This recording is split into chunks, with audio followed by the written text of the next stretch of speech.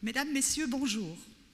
Les membres de la Fabrique d'Église et moi-même sommes heureux de vous accueillir dans l'intimité de notre belle et lumineuse Église. Nous saluons la présence de Monsieur l'échevin du Jardin, Madame la conseillère Mabi et Monsieur le curé de notre paroisse. Suite à l'aboutissement de la restauration du tableau « La Visitation » de Frédéric Duménil en 2016, avec le soutien de Monsieur Lisbet, président de l'association Passion et Patrimoine, nous avons initié, dans un élan tout aussi enthousiaste, la restauration du tableau de l'Assomption de la Vierge, une peinture sur toile anonyme de 1653.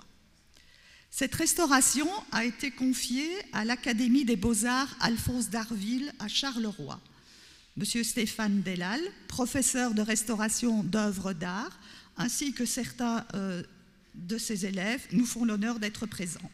Vous pourrez, si vous le souhaitez, vous entretenir avec eux à la fin de la conférence. Le travail de restauration qui s'étala sur une année est remarquable et nous permet de découvrir aujourd'hui un tableau qui s'expose sous ses plus vifs coloris. Qui d'autre que M. Christian Lisbet pour analyser et vous présenter ce tableau? L'intérêt que porte M. Lisbet au patrimoine et à l'histoire de l'art est à présent bien connu et reconnu. Passionné et humaniste, M. Lisbet est sans cesse interpellé par la recherche de la trace et de l'origine qu'il nous offre à entendre comme lien intime entre l'histoire et l'expression humaine. M. Lisbet partage son savoir sans limite et avec beaucoup d'humilité. Il peut être qualifié de sage.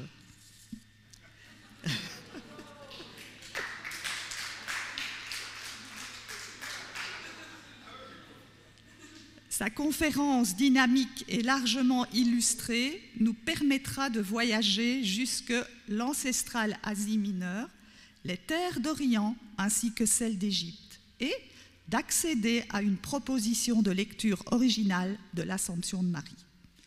Nous remercions donc M. Lisbet qui, grâce à son dynamisme et au soutien financier de son association Passion et Patrimoine, nous a aidés à concrétiser la restauration de notre tableau. M. Delal et ses élèves pour leur travail. M. Druckmann qui met ses talents techniques à notre service pour agrémenter cette conférence. Enfin, vous toutes et tous pour votre présence. Nous ne pouvons pas vous cacher que votre soutien et votre aide financière nous sont précieux. De magnifiques cahiers dédiés au patrimoine sacré de l'église d'Arkenn à l'historique de l'orgue Slotmakers, nouvellement restauré, ainsi que des lots de cartes postales illustrant les merveilleux vitraux de Margot Wemaz, illustratrice, graphiste et maître verrier reconnue, sont à votre disposition. Vous comprendrez ou vous comprenez que votre générosité est la bienvenue. À présent, nous laissons la parole à M. Lisbet. Merci.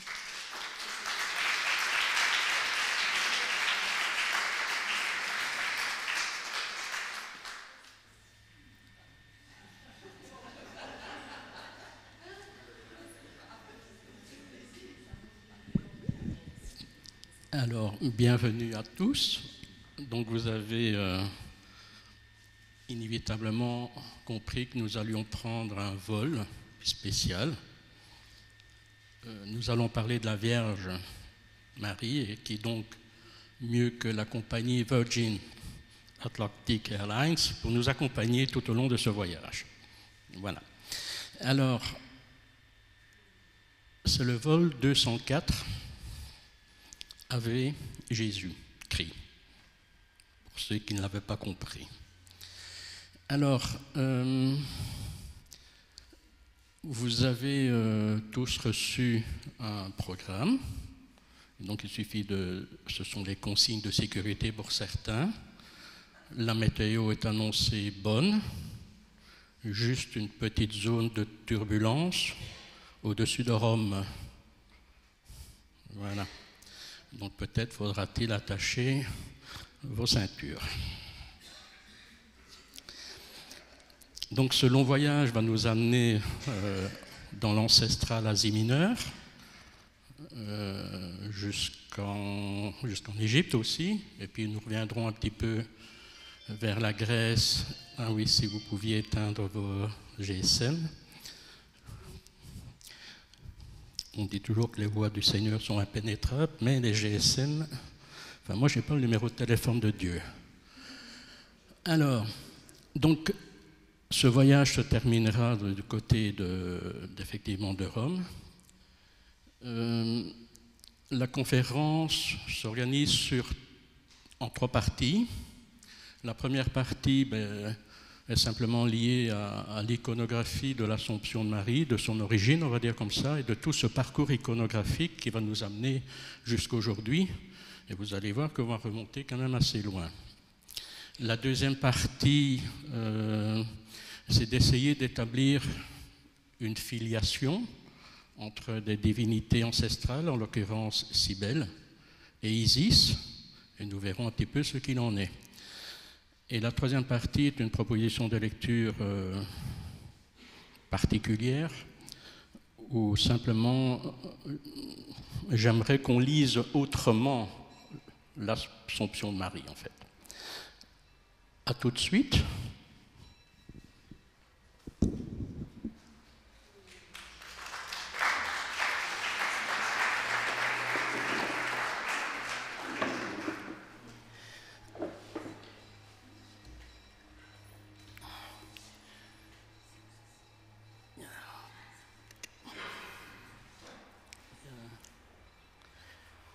Oui, le soleil est éblouissant, même à l'intérieur. Voilà. Alors, donc, dans cette première partie, nous allons aborder les métamorphoses d'une tradition mariale, à travers le temps et à travers l'espace. Alors, tout d'abord, qu'est-ce qu'une image ? Alors cette question, afin de mieux saisir et traduire le sens du tableau nouvellement restauré de l'église d'Arken représentant l'Assomption de la Vierge Marie. Alors le mot image offre une racine indo-européenne, im, reproduite dans imitari, en latin, d'où est issu le mot français imiter. Et donc une image serait une représentation qui imite la réalité.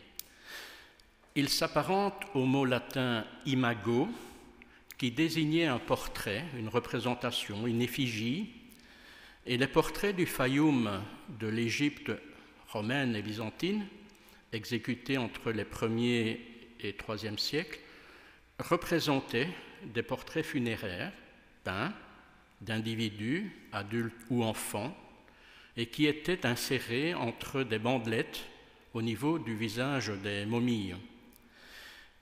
Et le terme imago désignait ainsi l'effigie des absents, qui était plus précisément celle de leur ancêtre disparu. Je cite Jean-Luc Nancy. Une image donne présence au texte si par ce mot texte vous entendez l'enchaînement, le tressage du texte. Le sens ne consiste que dans son tressage, dans son tissage ou dans son tricotage. Texte, c'est textile, c'est de l'étoffe de sens. N'entendez-vous pas les expressions perdre le fil de l'histoire, rechercher la trame d'un récit, détricoter un texte, soit donner sens à l'image. Et sa proposition de lecture est judicieuse parce qu'elle rapproche le terme image à celui de tissu. En soi, l'image de l'Assomption de la Vierge serait tout à la fois une représentation, une évocation, une symbolique de l'absence. Parce que les absents ne sont pas là, eh bien, ils sont imagés, ils sont imaginés. L'image figure donc l'absence. Mais l'absence ne signifie pas pour autant une place demeurée vide. L'image s'est paradoxalement emplie d'un sens profond, voilé, indistinct.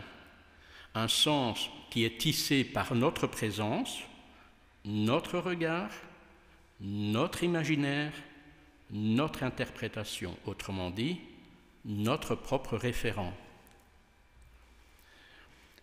La trame du texte, à savoir le récit marial, figuré par l'image, celle de l'Assomption, réserve un sens qui ne se voit pas, qui ne se dit pas, qui ne s'entend pas, qui ne se lit pas. L'image se ou nous révèle à travers cette absence.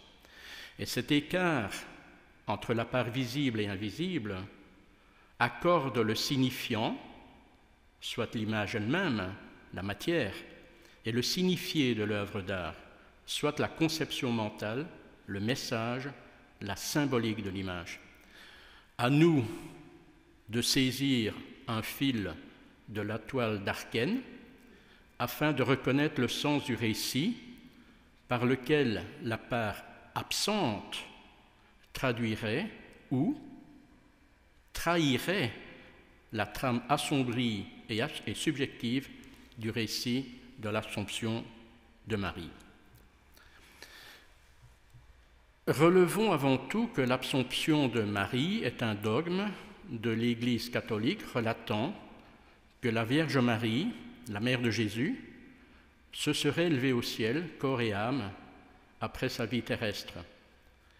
Mais avant d'être un dogme, défini seulement à partir de 1950, l'Assomption était une croyance qui reposait sur la tradition des pères de l'Église, imaginée à partir des IIIe et IVe siècles, et non sur des bases scripturaires reconnues au premier temps de la chrétienté. Et de fait, aucun texte de l'Ancien ni du Nouveau Testament ne fait allusion à la fin de vie de Marie. Les sources du récit de l'Assomption s'appuient donc uniquement sur des évangiles apocryphes appelés Transitus Mariae, rédigés en Asie mineure au IIe siècle, et sur des textes légendaires rattachés seulement au Ve siècle en Orient.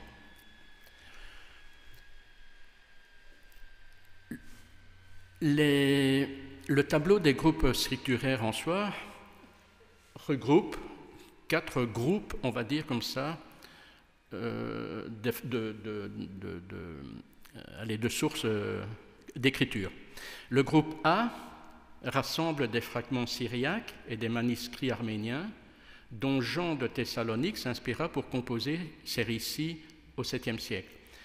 Le groupe B regroupe en fait des textes coptes provenant de la Haute et de la Basse-Égypte, du royaume de Couche et d'Éthiopie.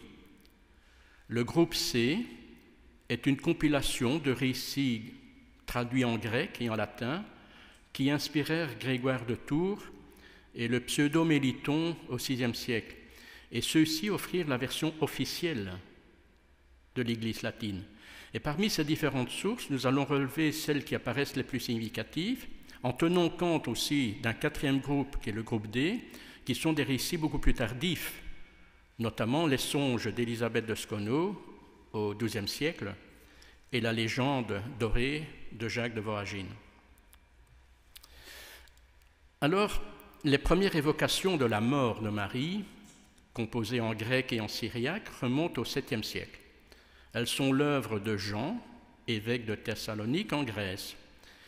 Il évoque dans ses lettres qu'il se passa 3 jours entre la mort de Marie et son élévation au ciel, ainsi qu'une tentative d'enlèvement de son corps par des Juifs. Il est représenté ici à gauche de la mosaïque, tenant un bréviaire aux côtés de saint Dimitri et le gouverneur de Thessalonique. S'inspirant des premières écritures canoniques, Grégoire, l'évêque de Tours, établit quant à lui un rapprochement entre l'ascension du Christ et l'Assomption de Marie.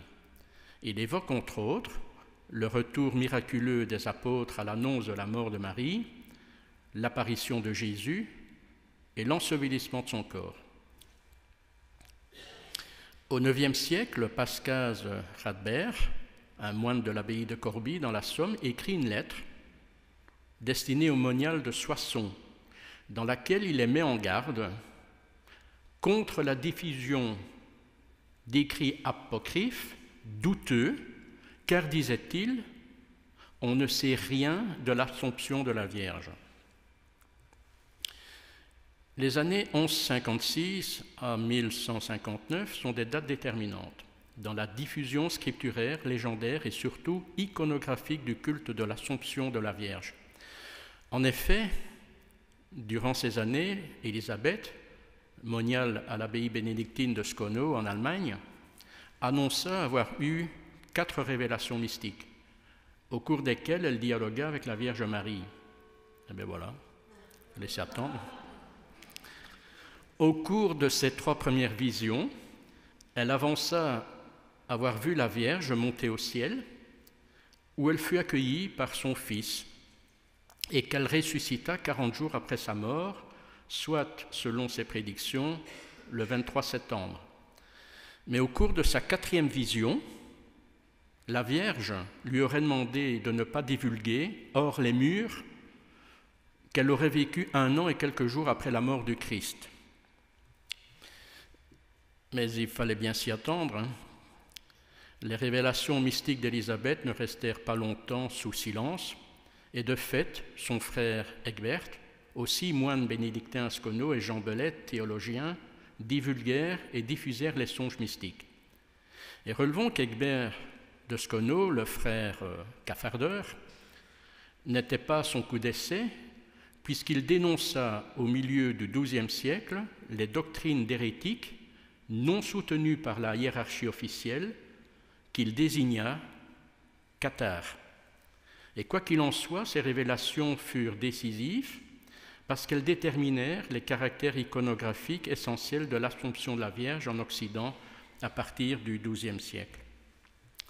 Et enfin, comme dit, Jacques de Voragine, un chroniqueur italien, un archevêque de Gênes, auteur de la Légende dorée, un ouvrage célèbre racontant et illustrant la vie des saints, de saintes et de martyrs chrétiens, dans lequel il publia une compilation des traditions antérieures et des inspirations d'Élisabeth de Skono.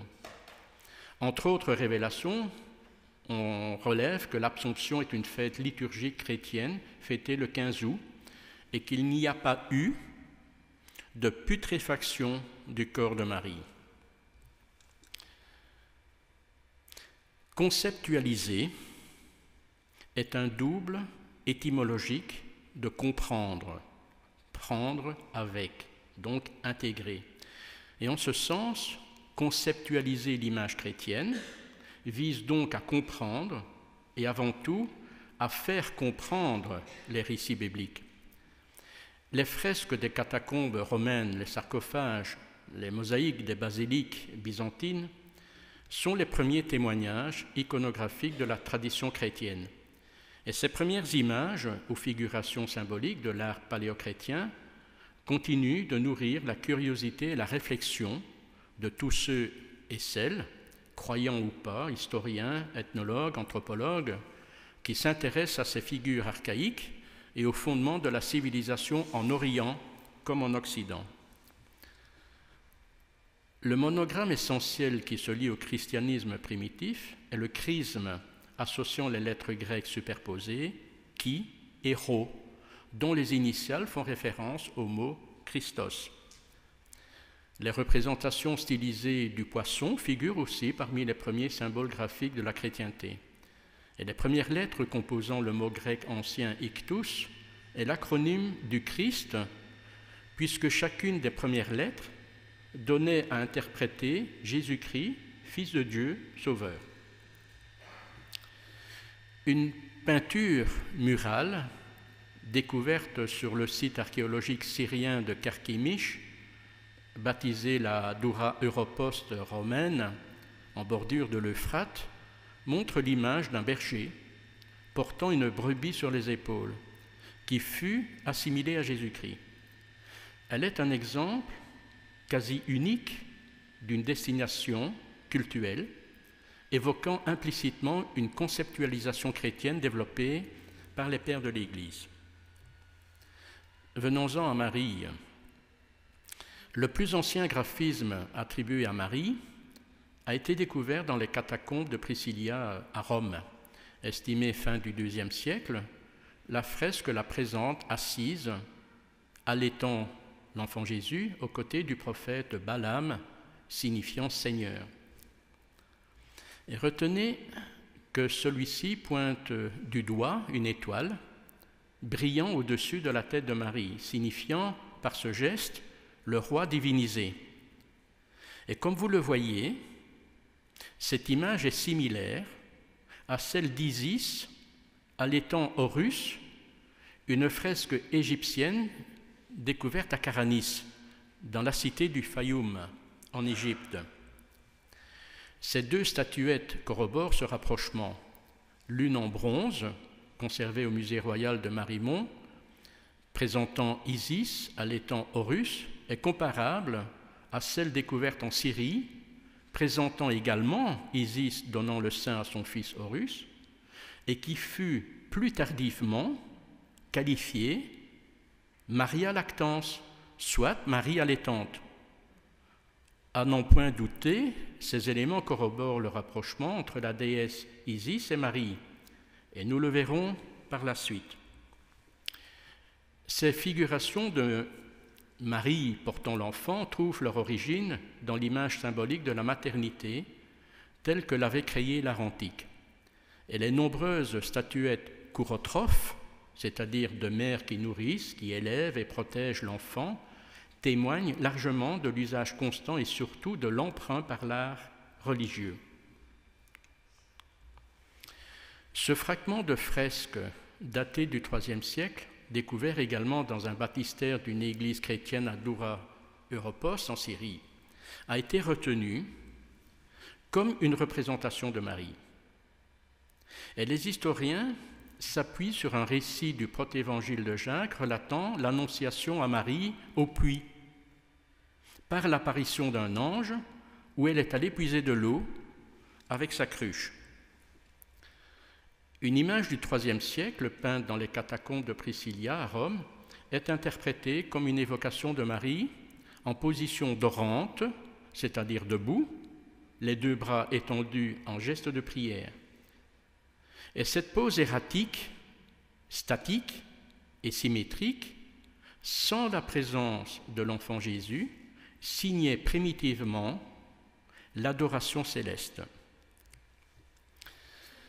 Il est important ici d'évoquer un événement qui eut une influence considérable sur l'iconographie chrétienne et tout particulièrement sur les représentations mariales, la querelle des images dans l'Empire byzantin qui s'étala durant plus d'un siècle entre les années 726 et 843.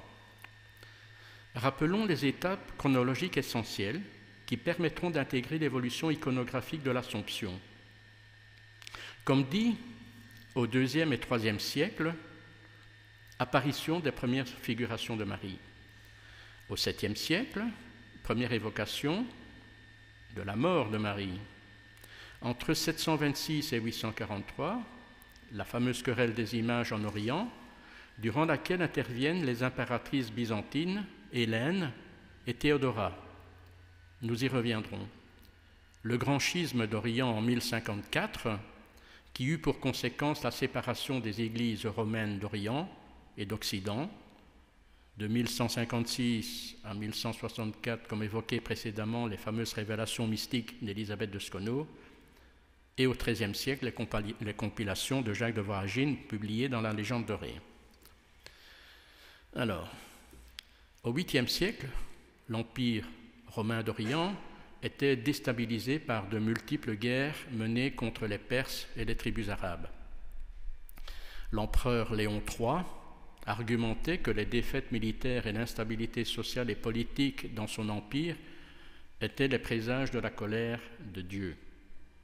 Et donc en 730, il ordonna d'ôter une icône du Christ qui trônait au-dessus d'une porte en bronze de son palais de Constantinople, l'ancienne Byzance, et promulgua l'édit iconoclaste condamnant la vénération des icônes. Son fils, Constantin, ordonna quant à lui de remplacer toutes les images du Christ par des représentations simples de la croix et de décorer les églises de graphismes géométriques.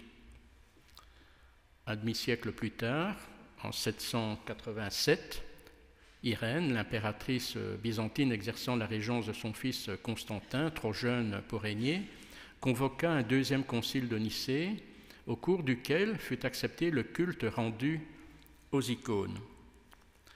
Et après une deuxième période iconoclaste avortée, c'est au tour de l'impératrice Théodora de proclamer en 843 l'abolition définitive de l'iconoclasme au cours d'une liturgie dans la basilique Sainte-Sophie de Constantinople, définissant ainsi le triomphe de l'orthodoxie. Et preuve de son influence, elle est figurée avec son fils Michel sur cette icône liturgique byzantine en présence des plus importants représentants de la théologie des images. Relevons un peu les personnages. L'impératrice Théodora désigne de la main droite l'icône de la Vierge Odégétria, c'est-à-dire celle qui montre la voie. Son fils Michel, à ses côtés, trop jeune pour régner, tient une croix chrétienne. Théodosie de Constantinople est la religieuse morte martyre qui s'opposa avec fermeté à la destruction de l'icône du Christ par Léon III, et raison pour laquelle elle tient cette icône du Christ dans ses mains. Théodore le Studite, un moine érudit, est présent aux côtés d'autres moines iconodoules, c'est-à-dire des défenseurs des images. Et son nom est associé à la plus grande réorientation des images au début du IXe siècle. Et leur présence respective marque clairement la nouvelle volonté iconographique portée tout particulièrement à l'égard de la Vierge Marie dans l'Empire byzantin dès le début du IXe siècle. Et cette résolution, osons dire féminine, dans une sphère patriarcale, aura une incidence majeure sur les représentations de l'Assomption de la Vierge tant en Orient qu'en Occident. Mais l'iconoclasme byzantin eut pour conséquence directe de générer une dissension politique, sociale et religieuse entre les empires d'Orient et d'Occident qui devait aboutir à terme au grand schisme d'Orient en 1054. Et c'est un fait rare dans l'histoire qui eut des conséquences institutionnelles considérables, tant au niveau des empires romains et byzantins que dans l'Église chrétienne. Et si le monde orthodoxe resta attaché aux icônes, les actes iconoclastes chrétiens se propagèrent en Occident pendant la réforme protestante du XVIe siècle et la Révolution française. D'abord, préciser la différence entre l'ascension du Christ et l'Assomption de Marie. Si l'Ascension définit la montée au ciel du Christ après sa mort et sa résurrection, l'Assomption de la Vierge est un dogme chrétien révélant qu'elle a été conduite au ciel par son Fils. On ne parle donc pas de la mort de Marie. Et là est toute la différence. Jésus est mort, est ressuscité, puis est monté au ciel, alors que Marie n'est pas morte. Elle eut le privilège de s'endormir et son Fils l'a invitée à se joindre à lui afin d'être couronnée, donc divinisée. Résumons d'abord les rapports entre 4 événements religieux et politiques et l'évolution des représentations de la fin de vie de Marie. Suite à la querelle des images en Orient, qui eut pour conséquence l'abolition définitive de l'iconoclasme grâce aux actions des impératrices Hélène et Théodora, apparaîtront dès le Xe siècle dans l'Empire byzantin les toutes premières représentations de la dormition de Marie, dénommées komésis, signifiant en grec repos, assoupissement. Le grand schisme d'Orient du XIe siècle va déterminer la différenciation iconographique des dormitions et des Assomptions de la Vierge entre les églises romaines d'Orient et d'Occident. Et enfin, les révélations mystiques d'Élisabeth de Schono, appuyées par la compilation des images religieuses de Jacques de Voragine, influencèrent définitivement l'iconographie narrative de l'Assomption, du couronnement et de la mort de la Vierge. Alors, j'ai visionné des centaines de représentations sculptées, gravées ou peintes de l'Assomption de Marie, depuis le IXe siècle jusqu'à nos jours.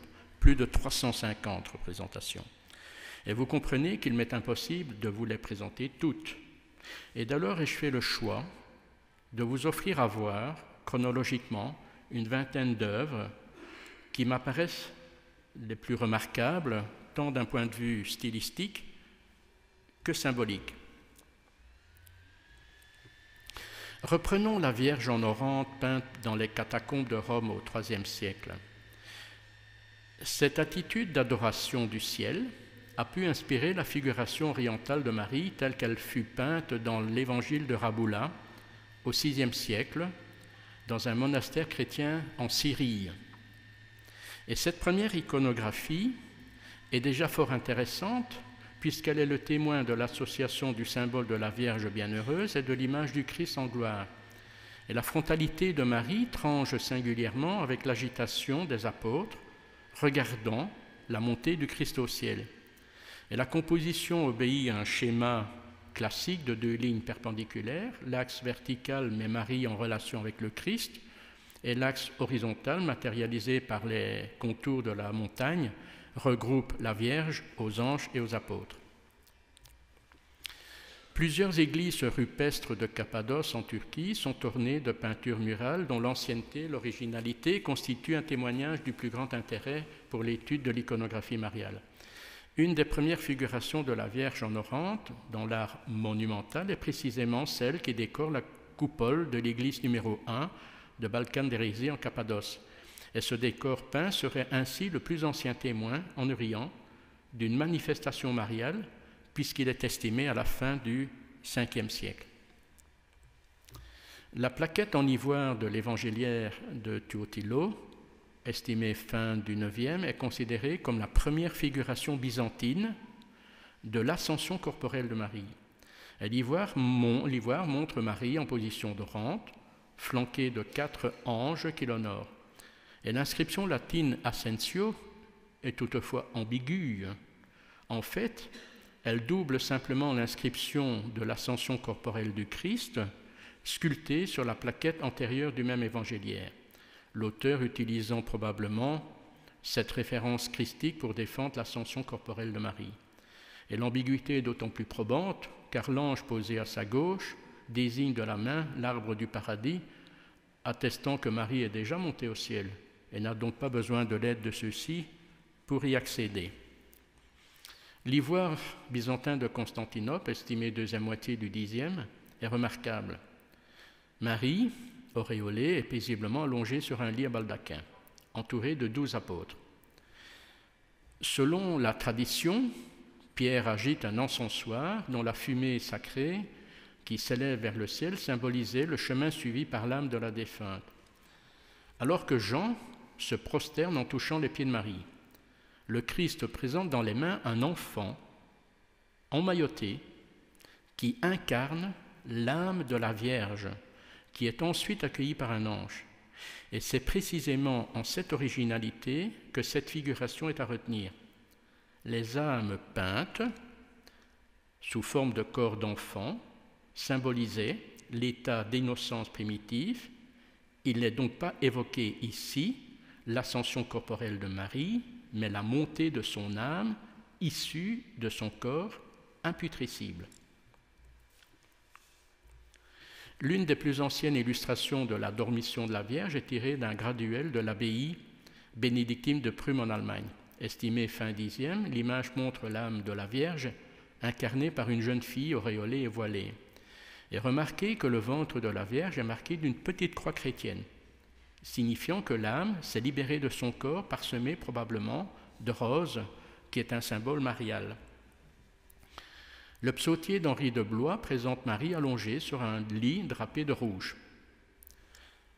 Pierre agite toujours l'encensoir et Jean se prosterne toujours sur les pieds de Marie. Ici, le Christ offre l'âme de Marie à la main divine qui se présente au-dessus de lui. L'arc de cercle nuageux marque la frontière entre l'espace terrestre et céleste, visant à attester sa présence sur Terre. Mais remarquez surtout la présence du cercueil en bois au pied du lit, signant son trépas. Comme dit, le grand schisme d'Orient influença la différence iconographique entre l'Orient et l'Occident. Et cette rupture initia les premières figurations de l'Assomption corporelle de la Vierge. Le missel d'Augsbourg, daté du milieu du XIe, montre une Vierge auréolée, s'élevant dans une position dorante, dans un ciel doré, couleur adoptée à l'art oriental pour signifier l'espace divin, et son élévation est guidée par la présence de 4 anges. Relevons surtout que la Vierge s'inscrit dans une mandorle qui symbolise le passage entre les mondes terrestres et célestes. Mais d'autre part, la mandorle est également une représentation allégorique d'une matrice dérivée de mater, signifiant mère, symbole de fertilité et espace de procréation. Et nous approcherons la symbolique de la mandorle dans le chapitre consacré à Cybèle, une divinité d'Asie mineure associée à la fécondité.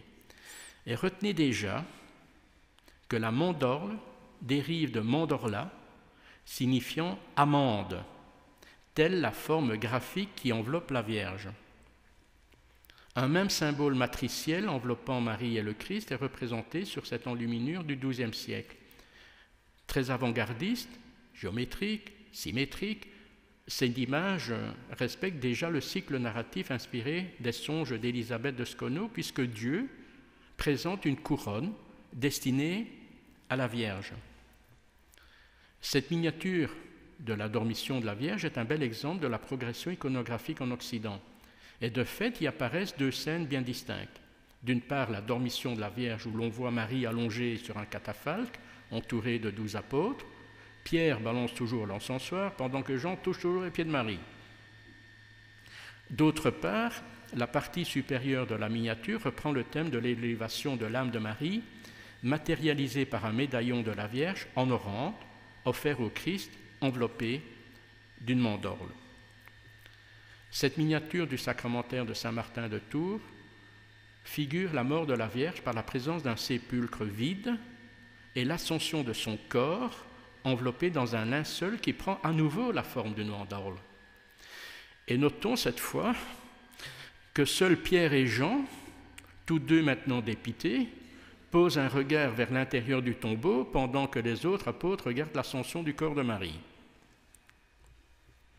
Ces 4 miniatures issues du psautier d'or sont un bel exemple, on va dire presque parfait, du début des représentations du cycle narratif de la fin de vie annoncée par Élisabeth de Scono. Les images présentent successivement l'annonce de la mort de Marie par l'ange Gabriel qui lui présente une palme, la rencontre de Marie avec les apôtres à qui elle remet la dite branche sacrée, la dormition de la Vierge en présence du Christ bénissant les apôtres, et le transport du cercueil par les apôtres vers son sépulcre. L'art sculptural n'est pas en reste. Par exemple, cette représentation sculptée de la cathédrale Saint-Lazare d'Autun, élevée au XIIe siècle, bien que minimaliste, nous voyons explicitement Marie, auréolée, s'extraire de son sépulcre ou de sa chambre mortuaire, soutenue dans son élévation par 2 anges. Le psautier de la reine Blanche de Castille est remarquable. Le médaillon supérieur montre la Vierge couronnée par le Christ, alors que celui du bas présente la mise au tombeau de Marie sous le regard des apôtres. Et dès lors se différencie l'espace céleste et l'espace terrestre. Mais voyez comment l'artiste fait preuve d'un génie artistique. Il pose les pieds du Christ à la fois sur le cercle céleste et terrestre, affirmant ainsi ses dimensions divines et humaines. Et le rejet dans les marges des 2 apôtres qui tiennent le drap mortuaire corrobore fortement l'ancrage terrestre de la scène. Les miniatures de légendaires angevins du XIVe siècle résument à lui seul le cycle narratif de la fin de vie de Marie. Le folio 1 montre l'endormissement de la Vierge et l'élévation de son âme, matérialisée par l'enfant tenu par le Christ. Et notez que le Christ pose un regard vers vous. Et c'est une technique classique qui est destinée à impliquer le public dans la scène. Le folio 2 présente l'ensevelissement du corps de la Vierge par les apôtres en présence du Christ. Le folio 3 décrit l'Assomption de la Vierge, qui offre miraculeusement sa ceinture au dubitatif saint Thomas, afin de dissiper ses doutes. Et l'étoffe bleue tenue par les deux anges signe l'espace céleste.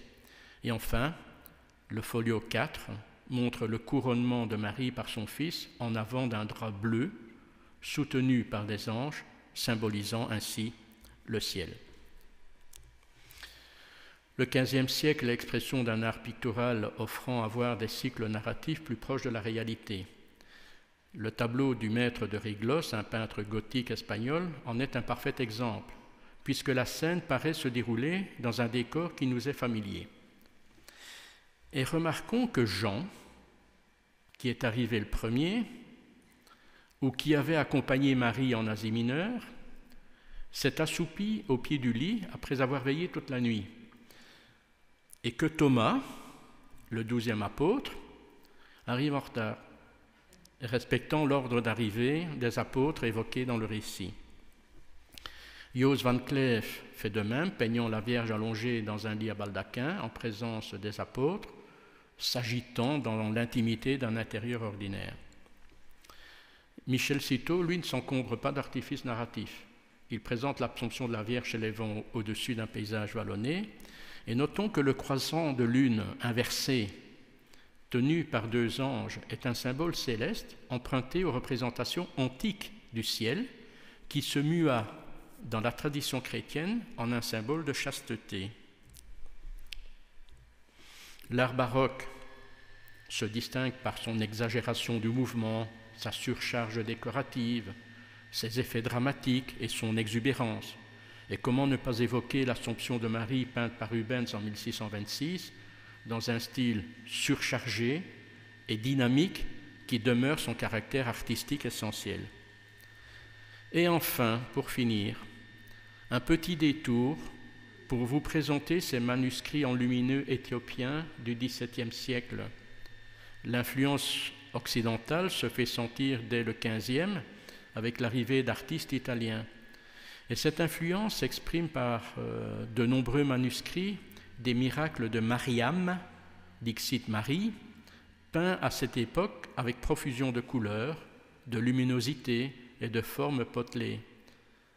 Et remarquez surtout la présence de Marie s'élevant au ciel dans une barque, rappelant les barques symboliques solaires de la mythologie égyptienne qui sont liées au cycle journalier du soleil.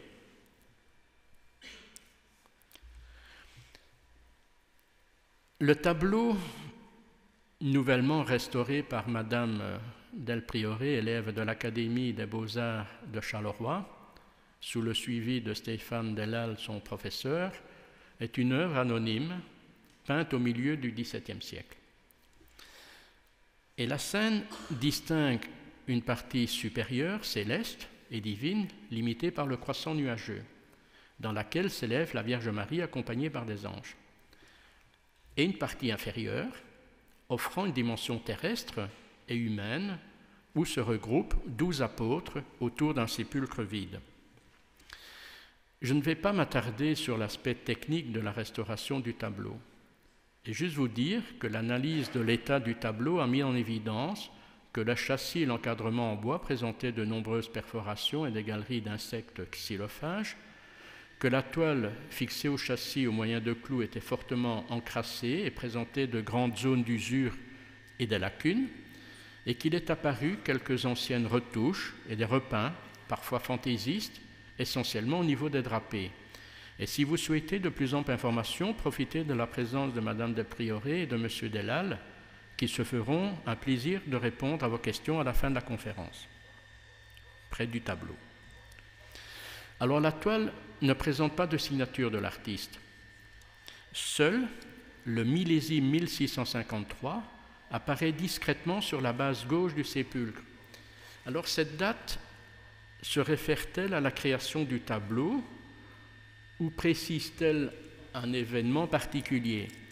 Impossible de le dire, mais il est curieux qu'elle corresponde assez précisément au 1000e anniversaire du décès de Sainte Gertrude, première abbesse et patronne de Nivelles. Et vous verrez par la suite la raison pour laquelle je me permets d'avancer cette hypothèse. La toile de coton en un seul lait, c'est-à-dire en une seule largeur, marque une originalité technique puisqu'elle présente des bandes de chevrons bleus régulièrement tissées sur toute sa hauteur, plutôt adaptée à des toiles pendantes ou de literie ou à la confection de vêtements. Cette spécificité conférait une certaine tenue et rigidité de la toile. Et donc ces tissus n'étaient donc pas, de prime abord, destinés à un usage de toile à peindre.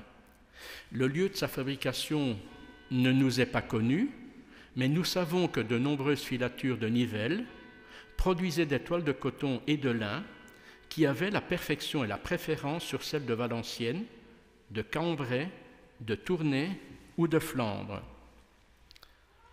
Un document d'archives stipule que le tableau a été donné par Jean-François Iquet, révérend pasteur de cette église, décédé le 19 novembre 1784, emportant avec les regrets de ses paroissiens ceux de toute cette ville.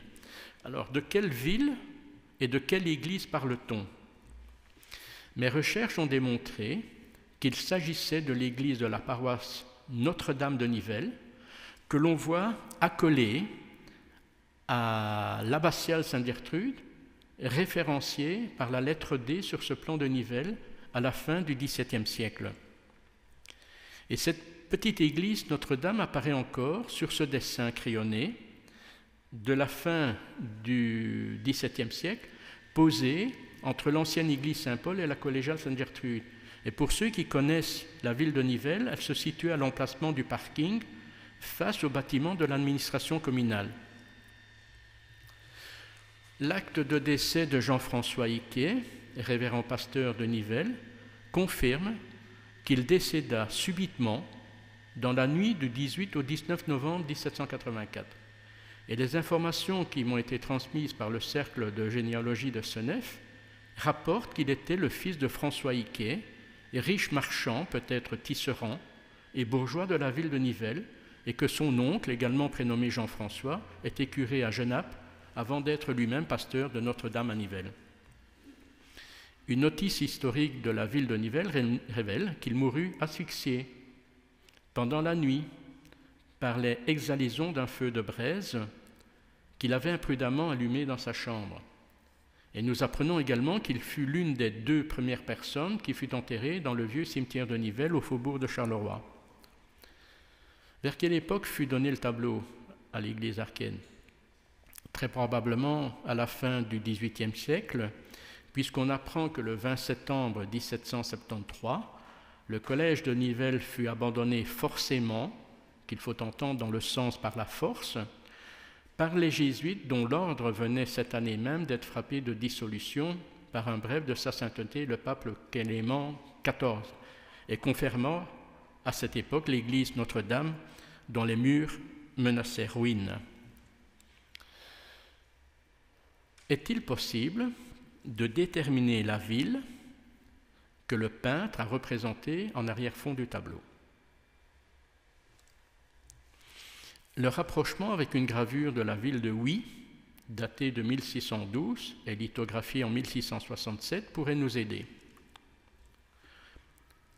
Concevons l'existence de quelques similitudes entre ces 2 détails. Un autre dessin à la plume de la ville de Huy, daté de la moitié du XVIIe, est également intéressant. Portez un regard sur ce détail. Comparez-le avec ce détail du tableau d'Arquenne. Grisonnons celui-ci et inversons l'image.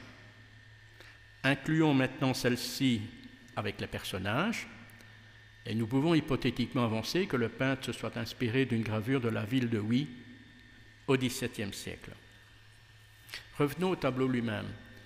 Rappelons qu'il était fréquent que les artistes s'inspiraient d'œuvres gravées pour peindre leurs propres tableaux. Pouvait-il en être ainsi pour celui d'Arken? Un tableau peint à la même époque m'a particulièrement interpellé. Il s'agit d'une Assomption peinte par Jacques Stella en 1627, peintre et graveur français essentiellement de sujets religieux. La mise en scène est assez semblable. Les apôtres se regroupent autour du sépulcre de la Vierge, alors que celle-ci s'élève dans le ciel entourée d'une multitude d'anges. Retenons particulièrement la partie inférieure gauche des tableaux. La gestuelle de l'apôtre à cou pris et la présence d'un personnage debout en arrière attirent mon attention. Le tableau de Jacques Stella a été gravé par Jérôme David et publié dans le Missal Romanum en 1639, une œuvre liturgique diffusée entre autres à Anvers, et dont quelques planches inspirèrent un certain Rubens. Portons un regard attentif sur le visage du personnage debout à l'arrière. Jacques Stella le désigne Jean l'Évangéliste. Et très curieusement, Jérôme David grave un autoportrait de Jacques Stella. Et le peintre d'Arken semblerait s'en être inspiré pour représenter Jean l'Évangéliste. Une piste sérieuse est donc investiguée. La rose et l'œillet sont deux symboles mariaux par excellence. Dans l'Antiquité, la rose avait une connotation funèbre. Et la tradition chrétienne faisant sienne cette signification voit dans cette fleur épineuse l'image du tourment d'un martyr. Et plus tardivement, elle fut associée à la Vierge Marie, qui, selon la légende, est appelée la rose sans épines, parce qu'elle n'aurait pas été atteinte par le péché originel. L'œillet, dont la racine grecque signifie fleur de Dieu, est associé dans le christianisme à la divinité et à l'amour maternel. L'œillet blanc est symbole de pureté, alors que le rose est celui de l'amour maternel. Retenons l'essentiel iconographique du tableau d'Arken. Les apôtres entourent le sépulcre vide de Marie, alors qu'elle s'élève corporellement au ciel. Et donc, nous relevons une réelle ambiguïté. Le tombeau vide matérialise le trépas de la Vierge. Son corps, et non son âme, comme dans les évocations de la dormition, monte symboliquement au ciel. Elle est donc morte et ressuscitée. Et dès lors, en toute logique et au sens propre de la terminologie de la tradition chrétienne, il s'agit donc d'une représentation de l'ascension corporelle de la Vierge et non pas de son assomption. Je vais boire un petit peu parce que j'ai soif.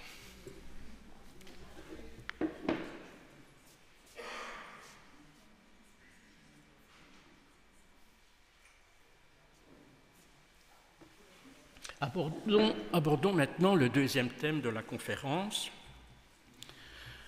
qui traduirait établir une filiation entre Cybèle et Marie. Alors, qui est Cybèle? Vous allez voir, ça va devenir intéressant là. Qui est Cybèle?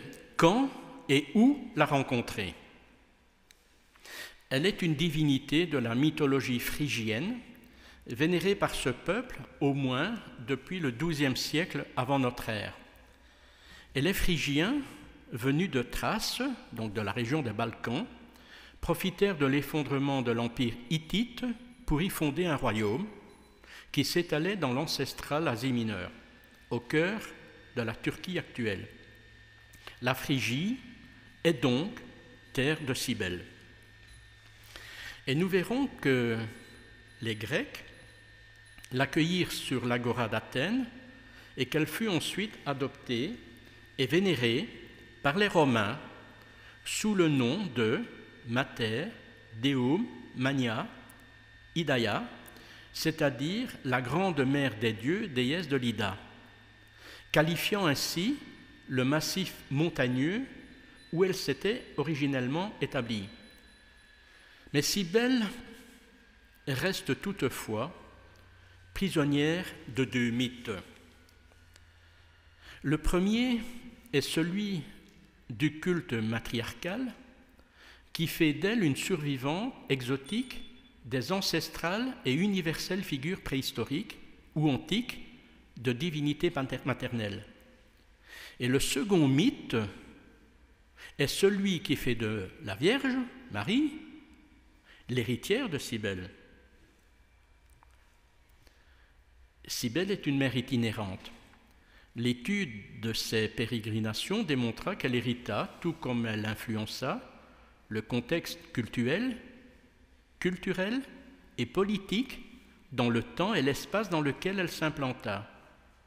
Et je vous propose donc un long voyage qui vous conduira de l'ancestrale Asie mineure vers les terres d'Orient et d'Égypte, puis vers Athènes et Rome. C'est dans le sanctuaire rupestre de Yazili-Kaya, situé dans les hauts plateaux anatoliens en Turquie, qu'apparaissent les plus anciennes inscriptions estimées 13e, 12e siècle avant notre ère, nommant Matar Koubéléa, la mère Cybèle. Koubéléa n'est à l'origine qu'une épithète qui renvoie à Matar, la mère divine, au nom de la montagne où elle était honorée, raison pour laquelle elle peut s'approprier différents théonymes en fonction des lieux de culte, Ida, Dindim, Bericintia, Sipil, autant de noms de montagnes. Si l'on situe, osons dire, la maison natale de Cybèle en Phrygie, il apparaît intéressant de mener une enquête qui conduirait à reconnaître quelques-unes de ses proches et lointaines cousines. Alors, partons directement à Carchemish, en Syrie. La cité nommée Dura Europos par les Romains est déjà évoquée précédemment, où, rappelez-vous, l'on découvrit quelques-unes des fresques primitives de la Vierge Marie. Ce relief de Cybèle, dénommé alors Koubouba ou Koubélé, la montre debout, coiffée d'une haute coiffe traditionnelle hittite, qui se poursuit par un voile sur l'arrière du corps. Et relevons que la petite corne qui émerge au sommet de la coiffe signe le caractère divin et protecteur, mais rappelle également les cornes des taureaux, puissants et géniteurs, auxquels elle s'associe dans les sanctuaires primitifs. Et sans en connaître la raison ni le lien, cet artifice s'assimilerait en toute apparence à un uréus, le cobra femelle cabré typiquement égyptien, protecteur des pharaons. Et l'uréus apparaît du reste sur cette stèle hittite de même époque, dont la coiffe porte également des cornes de taureau. Le fruit que porte Cybèle dans la main droite est très intéressant. Il s'agit d'une grenade, un symbole de fertilité et de fécondité. Et rappelons que selon la mythologie, Cybèle, la mère d'Attis, serait tombée enceinte en touchant le grenadier. Et l'autre objet est un miroir qui symbolisait le reflet de l'âme. Et cette symbolique de la grenade fut empruntée à l'ère chrétienne, signant la bénédiction divine, la fécondité, la passion du Christ, tel que le fruit fut représenté par Sandro Botticelli au XVe siècle. Poursuivons notre voyage. Cette petite stèle votive est particulièrement intéressante pour deux raisons essentielles. D'abord, parce que Cybèle se présente assise sur un trône, entourée de deux lions, des symboles de puissance qui rappellent qu'elle a été, selon la légende, élevée par un lion. Et ensuite, parce qu'elle est couronnée, tenant dans la main droite un tympanum et de l'autre une fiale. La couronne crénelée signe son mécénat protecteur et son pouvoir. Elle est donc mère de la cité. La fiale est une petite coupe ronde, d'origine perse, dont les Grecs se servaient pour le culte. Et la saillie en son centre représentait l'ombilique, le lien symbolique entre la mère et l'enfant, le soleil rayonnant. Et cet objet rituel est l'ancêtre de la patène chrétienne, un petit plateau qui accueille l'hostie lors de la consécration.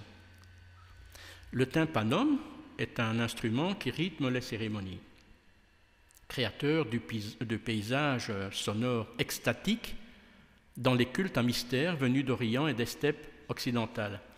Il était utilisé par les corybantes grecs, appelées courbantes en Phrygie, lorsqu'ils célébraient le culte de la déesse mère. Alors, il est bien difficile de ne pas établir les liens qui font de Cybèle une divinité venue d'Orient qui s'expatria vers la Grèce antique. Et pour preuve, ce disque en argent présentant Cybèle sur un char aux côtés de la déesse Niké, personnification grecque de la victoire et du triomphe. Et c'est un exemple remarquable d'imagerie hybride, proche orientale et grecque, qui caractérise les arts venus d'Orient.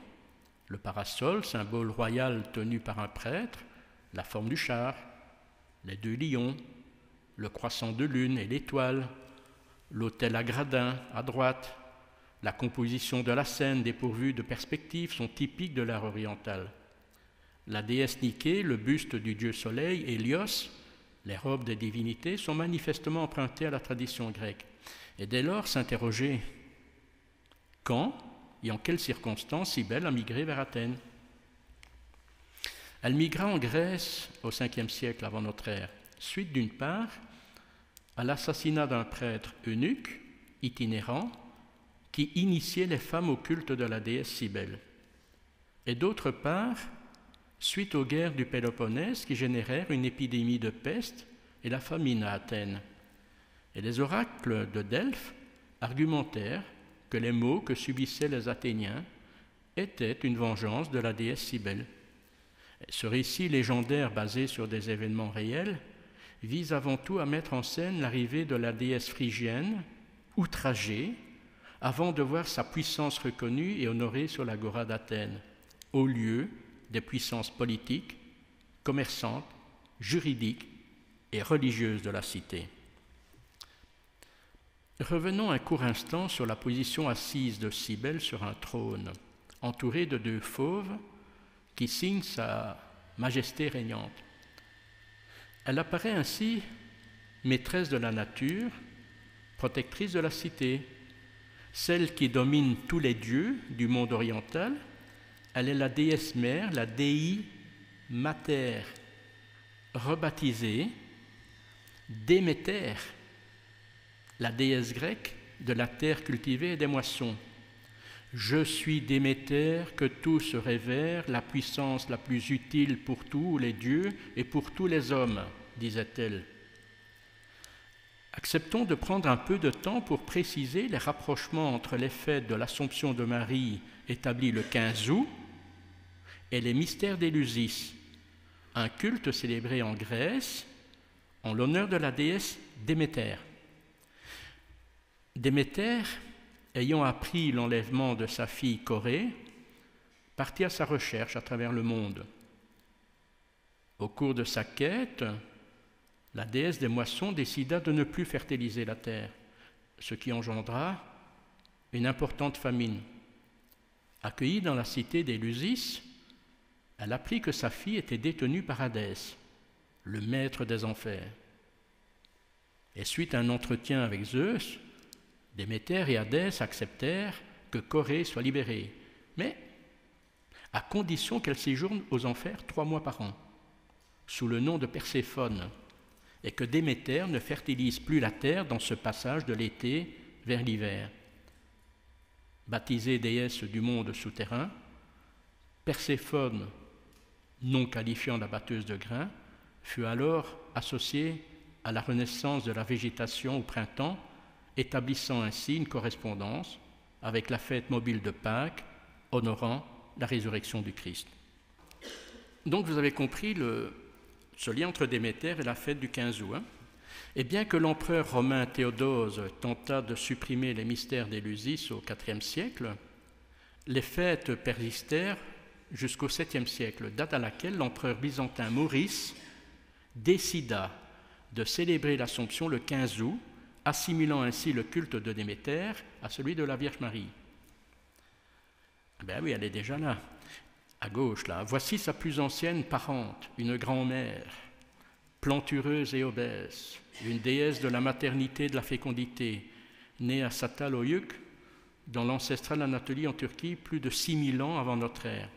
Et tout comme Cybèle, elle se présente dominante, assise sur 2 fauves qui lui servent de trône. Et ce sont bien là les traits d'une déesse mère qui domina le panthéon oriental jusqu'au monothéisme patriarcal chrétien. Et cette position assise et dominante sur un trône est très significative et symbolique. J'y reviendrai bientôt. Infatigable et insatiable voyageuse, Cybèle poursuit sa route vers l'Italie, où elle fut, bien malgré elle, expatriée au cœur du Capitole. Et c'est ici, dans ce petit temple, voisin du temple de la Victoire, qu'elle séjourna. Je vous résume cette fabuleuse aventure. À la fin du IIIe siècle avant notre ère, le général carthaginois Hannibal franchit les Alpes et fait trembler Rome.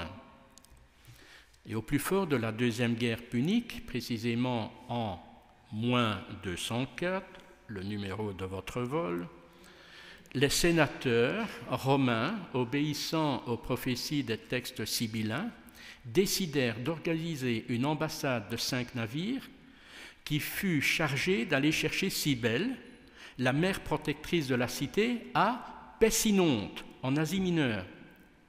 Argumentant des raisons de fraternité troyenne, les Romains supplièrent le roi Attale d'accepter la migration de la divinité vers Rome.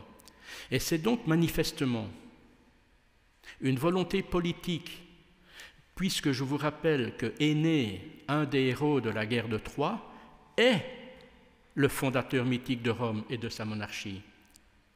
Attale accepta, bon gré mal gré, mais conditionna que Cybèle, protectrice des Troyens, devait être accueillie par des Galles, des prêtres eunuques chargés de l'escorter, qu'elle devait être accueillie par le meilleur des hommes de la cité romaine, et qu'elle soit uniquement processionnée par des femmes qui la conduiraient au cœur de la cité. Et le jeune Cornélius Scipion, irréprochable politicien romain, et les matrones accueillirent donc Cybèle dans le port d'Ostie. Mais le bateau s'enlisa dans les vases du Tibre. Et parce que tous doutaient de la virginité de la Vestale Claudia Quinta, une prêtresse vouée à la chasteté et à l'entretien du feu sacré, elle fut mise à l'épreuve afin de le prouver. Et ce qu'elle fit en parvenant à désembourber le navire avec sa ceinture. Et la ceinture n'est pas un objet anodin, car elle symbolise la réunion entre les forces terrestres et les forces spirituelles, et est à ce titre chargée d'un pouvoir magique. Rappelons que la Vierge Marie offrit sa ceinture au dubitatif saint Thomas, après sa montée au ciel. Relevons ce détail du tableau où l'on voit Claudia Quinta tenant un bateau dans lequel figure la statue de Cybèle. Prenez un peu de temps pour approcher la légende miraculeuse de Notre-Dame à la Barque de l'église du Sablon à Bruxelles.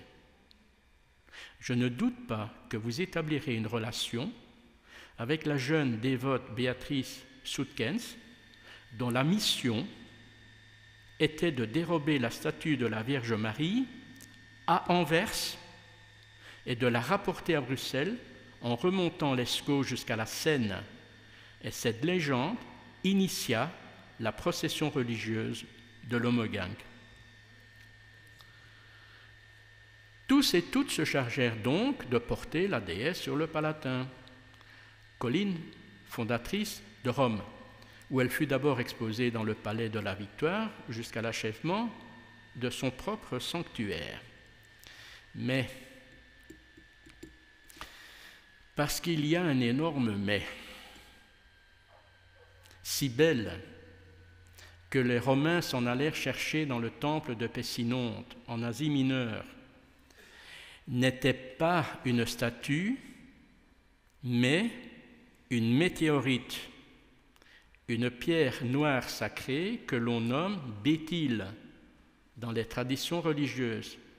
Et on la voit sculptée sur cette pièce de monnaie romaine exposée au centre d'un petit temple.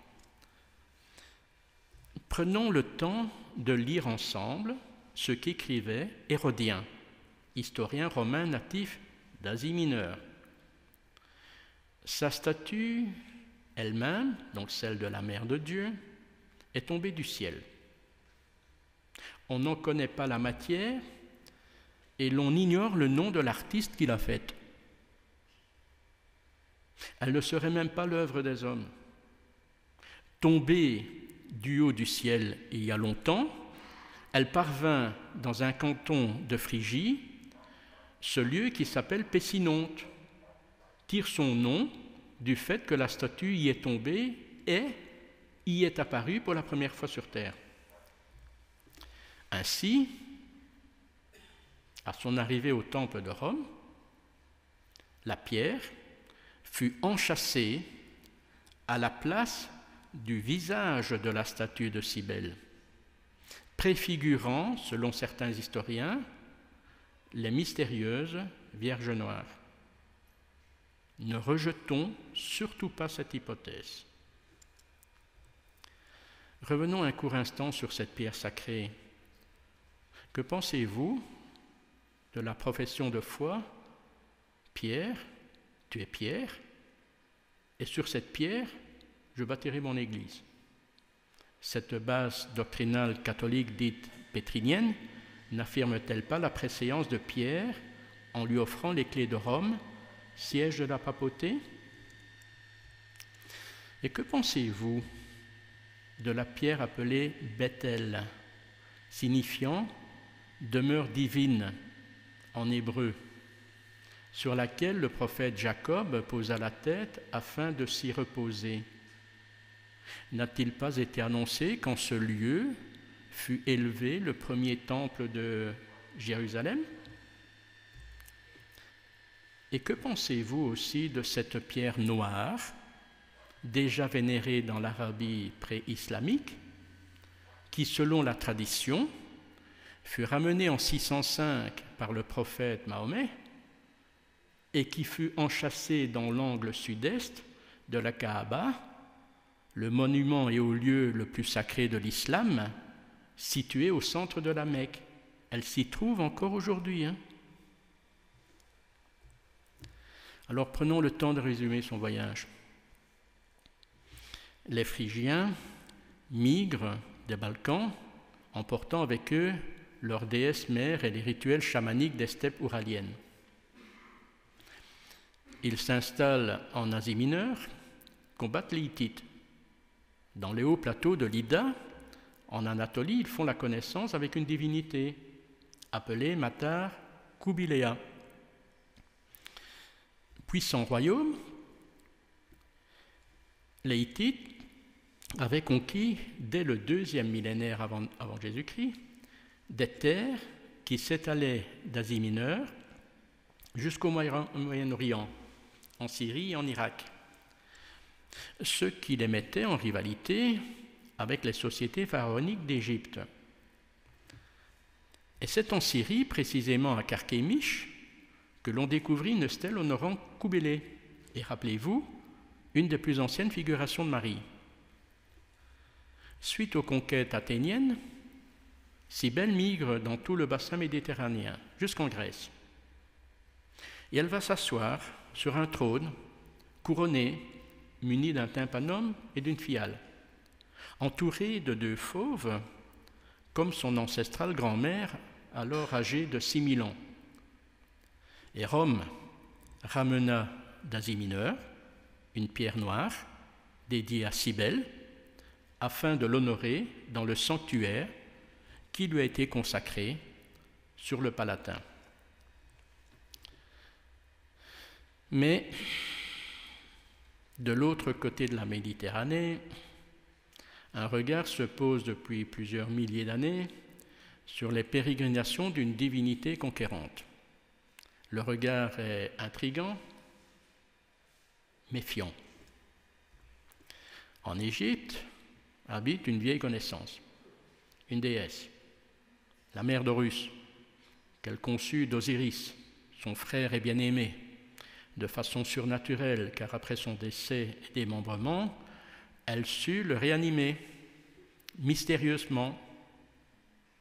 Elle se nomme Isis, la reine mythique d'Égypte, une déesse apparue au cours du 3e millénaire avant notre ère, dans l'Ancien Empire. Alors, bien sûr, je n'ai pas le temps de développer les conquêtes grecques et romaines en Égypte, respectivement au 4e et 1er siècle avant notre ère.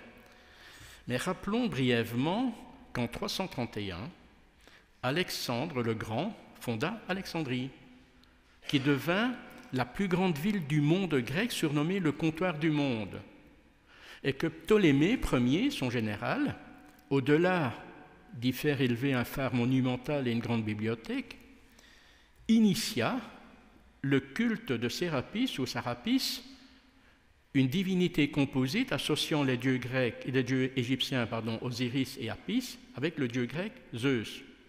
Sérapis. Retenez ce nom. Et ce sont ensuite les Romains qui s'intéressèrent à l'Égypte et s'y installèrent vers l'an 30 avant notre ère sous l'action conquérante d'Auguste Octavius. Et plus tard, au début du 5e siècle, le mouvement néoplatonicien d'Athènes initia l'école philosophique d'Alexandrie, dont les pensées allégoriques étaient en rivalité avec celles de l'école théologique d'Antioche, créée au cours des premiers siècles du christianisme. Et les historiens des religions démontrèrent que les préceptes religieux mis en place par les pères de l'Église chrétienne à partir du IIe siècle s'inspirèrent particulièrement de l'enseignement philosophique de Platon, diffusé au IVe siècle avant notre ère, tout en refoulant l'idolâtrie, mais en acceptant et en adaptant le caractère sacré des espaces empruntés.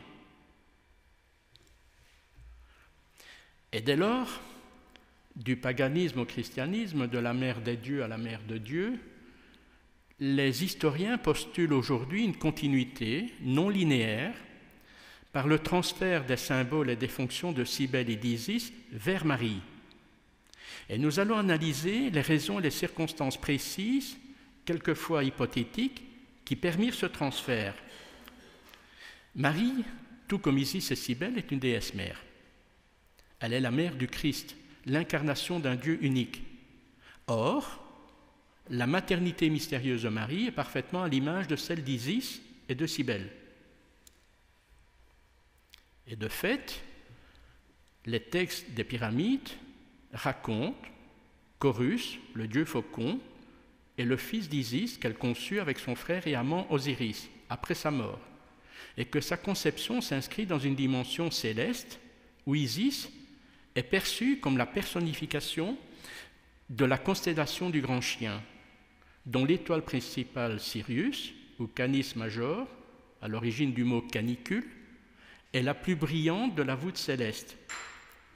Elle brille au-dessus de la déesse Sépédète ou Sobdète, en grec Sotis, personnification divine de l'étoile Sirius, symbolisant l'arrivée de la nouvelle crue du Nil et des grandes chaleurs de l'été. Cybèle, la déesse des hauts plateaux d'Anatolie et de Syrie, est quant à elle associée à la planète Vénus, qui doit son nom à la déesse romaine de l'amour, assimilée à Aphrodite de la mythologie grecque. Et vous percevez maintenant le rapprochement avec l'étoile désignée du doigt avec le prophète, par le prophète Balaam, brillant au-dessus de l'enfant Jésus. Et d'entendre que le récit biblique avance que Vénus, l'étoile du berger, fut celle qui annonça la venue du Christ.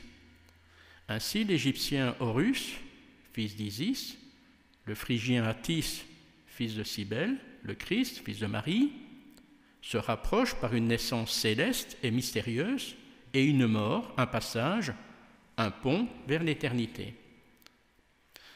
Prenons un tout petit peu de temps pour rappeler l'enfantement mystérieux de Cybèle.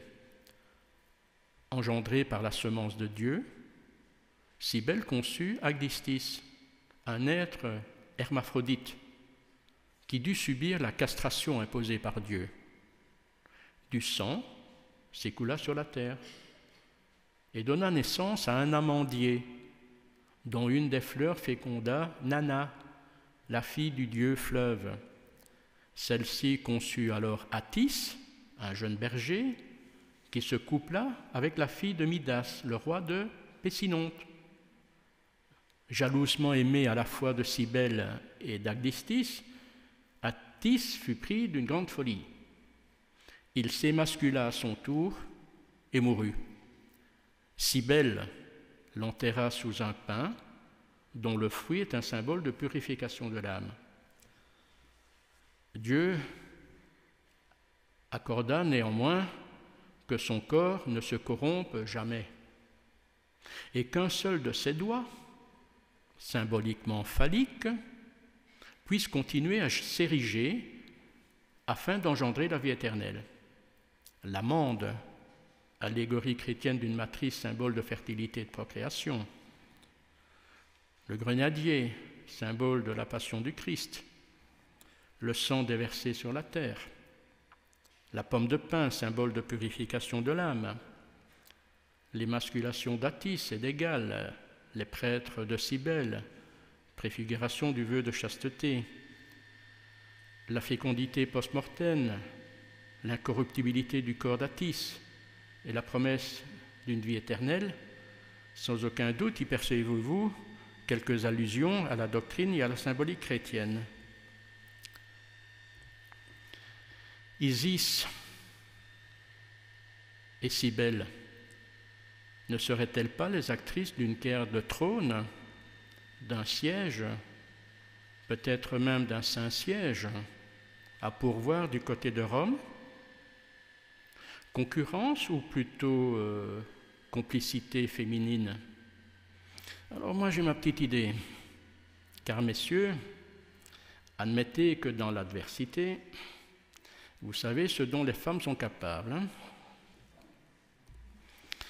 Le théonyme Isis, issu de l'égyptien ancien Aset, Iset, est associé au trône sur lequel elle domine les alluvions du Nil, la terre noire de l'Égypte nilotique, Kemet, parce que Kem se rapporte à la couleur noire. Il est figuré dans son hiéroglyphe faisant d'Isis la personnification, l'incarnation du trône. Cybèle, couronnée, fit de même. Elle prit place sur un trône entouré de 2 fauves, sur lequel elle régna sur les hautes terres d'Anatolie et de Syrie. Marie, quant à elle, dut faire preuve de patience et attendre que son fils, après sa résurrection et son ascension au ciel, lui proposa de venir s'asseoir sur un trône à ses côtés, afin qu'elle puisse être couronnée, conditionnant ainsi sa dimension divine. Et dès lors, qui d'Isis, de Cybèle ou de Marie détient la primauté d'être la première Théotokos, la mère de Dieu? Alors pour Marie, cette qualité est liée aux décisions prises par les évêques qui s'étaient réunis à Éphèse en 325, ville mariale par excellence, puisque selon la tradition, Marie y aurait résidé avec Jean, le disciple préféré du Christ. Et l'on y a justement débattu de la dimension humaine et ou divine du Christ. Et dès lors, la question ne pouvait que se poser. Et de fait, Isis, alias Aset, ici couronnée du trône, bras déployés et ailés, est la moute laitière, telle que la qualifie ce hiéroglyphe dont l'exacte traduction signifie « mère du Dieu ». Elle est donc la génitrice, la parturiente de Dieu, celle qui enfante de Dieu et qui l'allaite. Elle est la Mater Dei, donc la première Théotokos reconnue. Car Mout est une mère qui peut se transformer en lionne, en fauve, aux griffes acérées. Curieuse analogie avec les 2 fauves de Cybèle.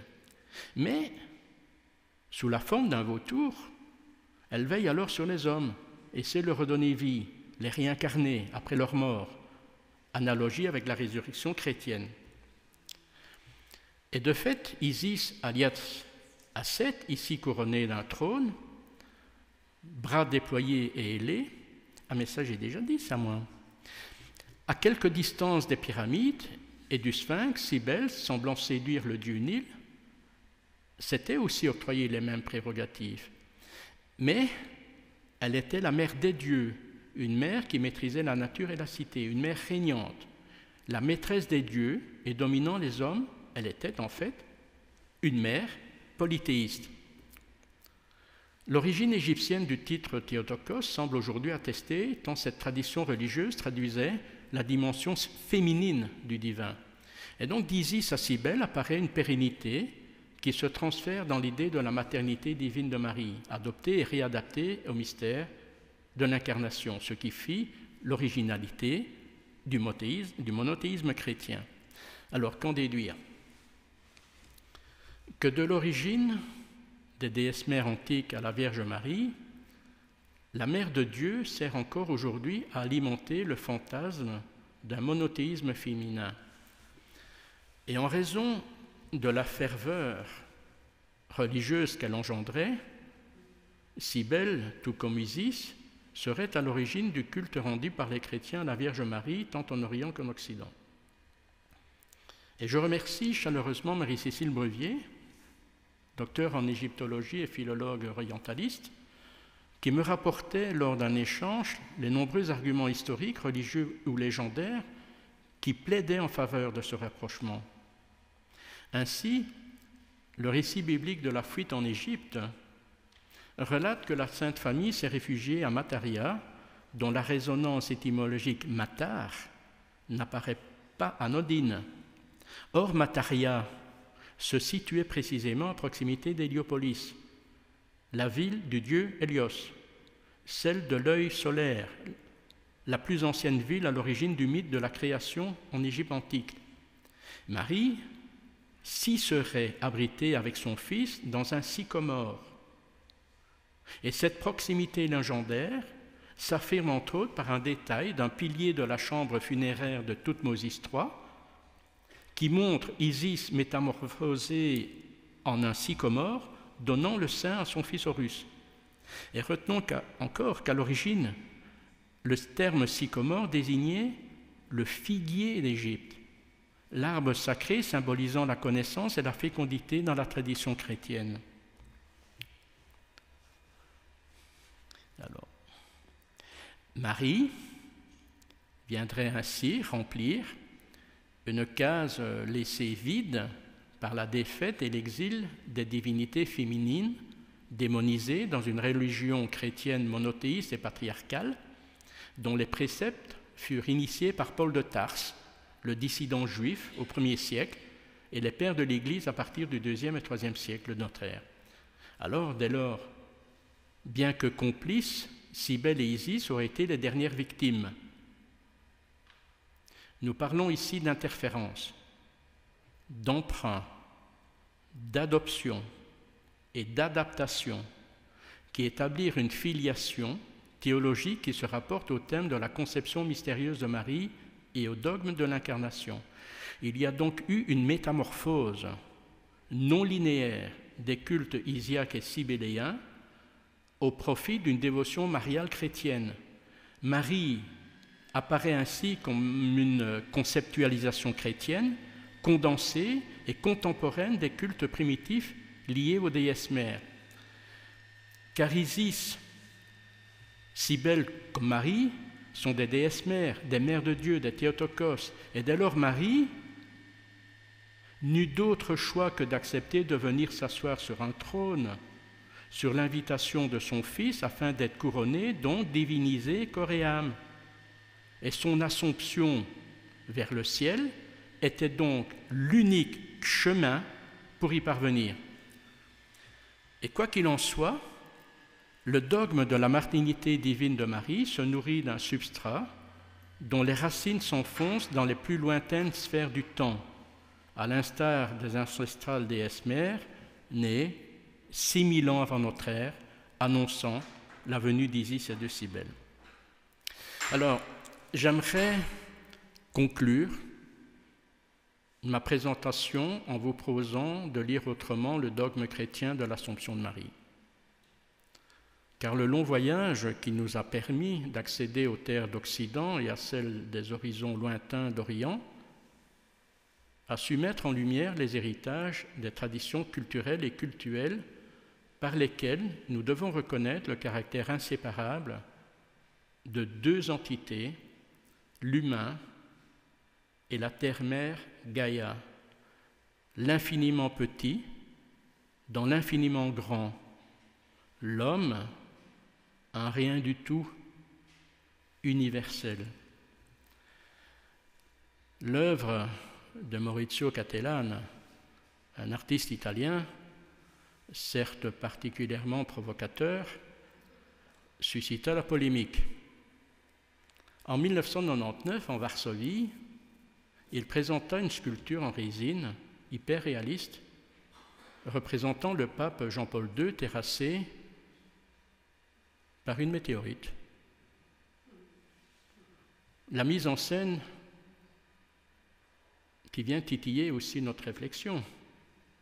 En effet, quelle magistrale allusion à une Cybèle revancharde qui se matérialiserait par une pierre noire, céleste et sacrée terrassant le Père de l'Église. Cybèle descendit du ciel bleu d'Anatolie et se posa en Phrygie, dans l'ancestral Asie mineure.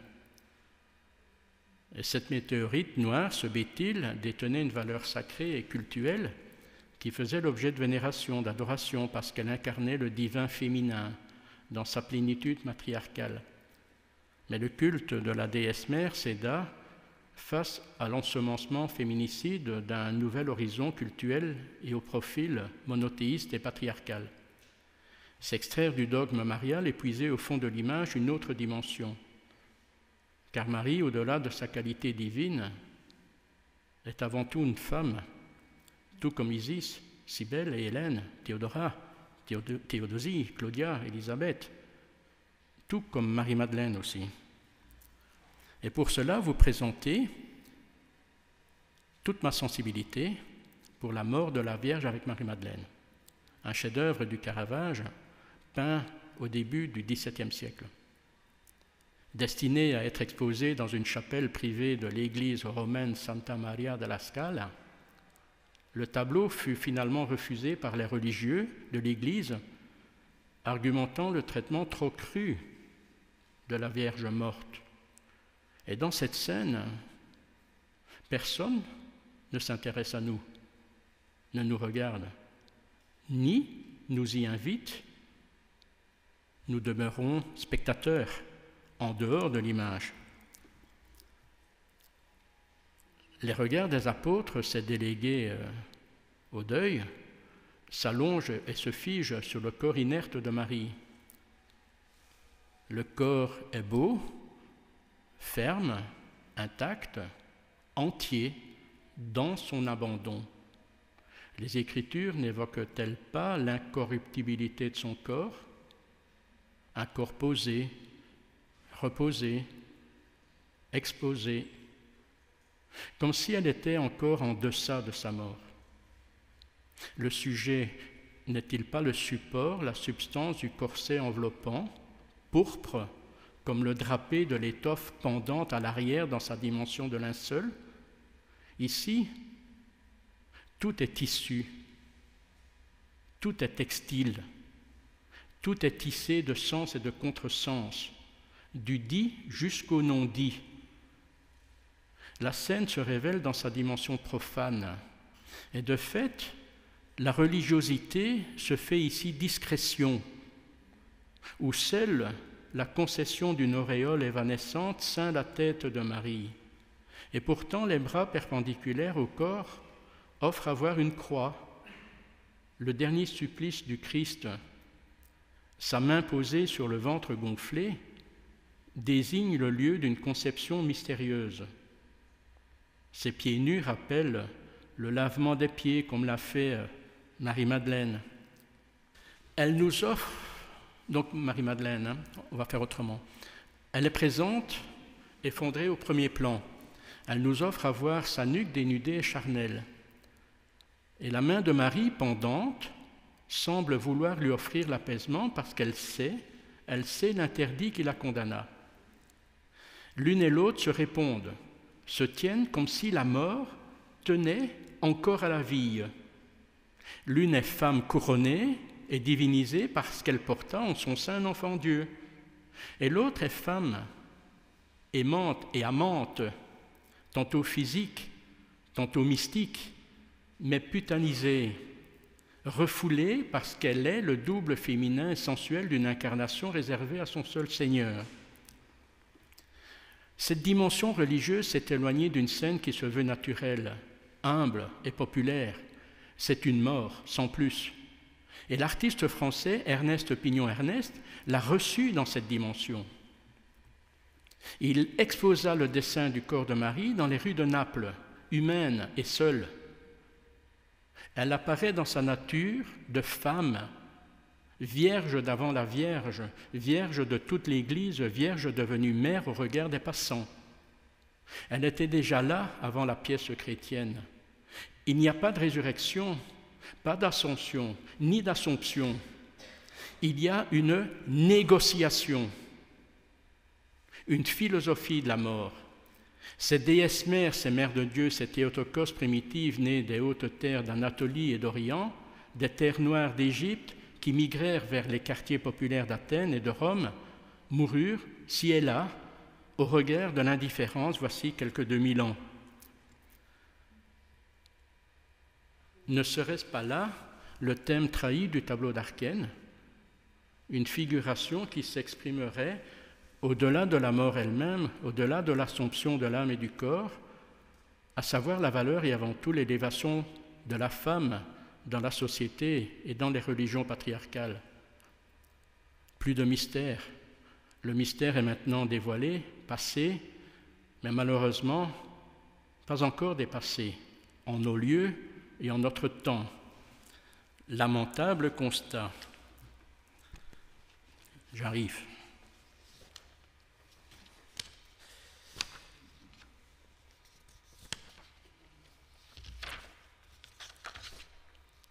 Alors, j'aimerais vous remercier tous et toutes d'être là, à l'écoute d'une humble proposition de lecture.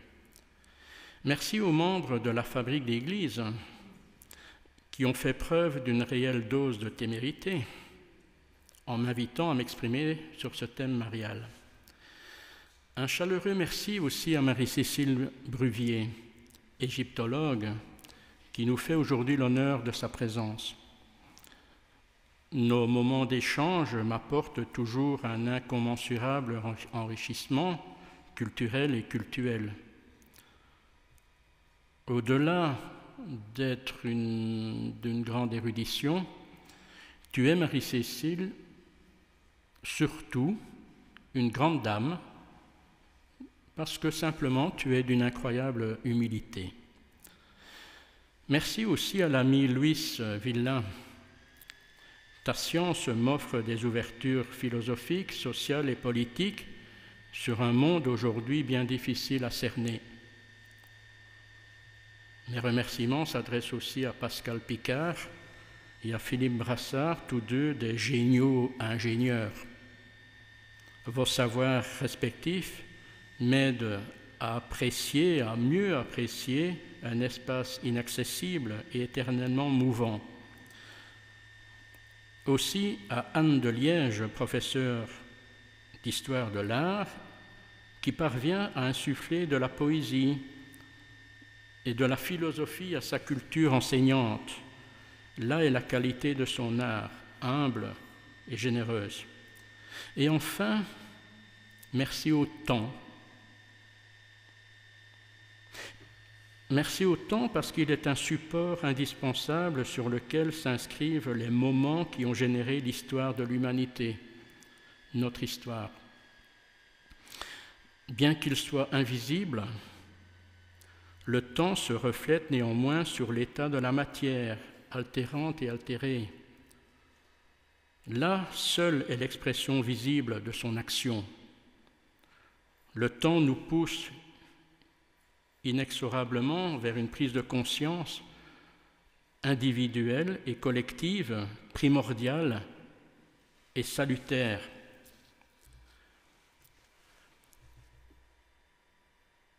Rechercher l'invisible, non pas au-dedans du visible, mais bien au-delà. Et surtout, je vous remercie d'avoir eu la patience de m'écouter.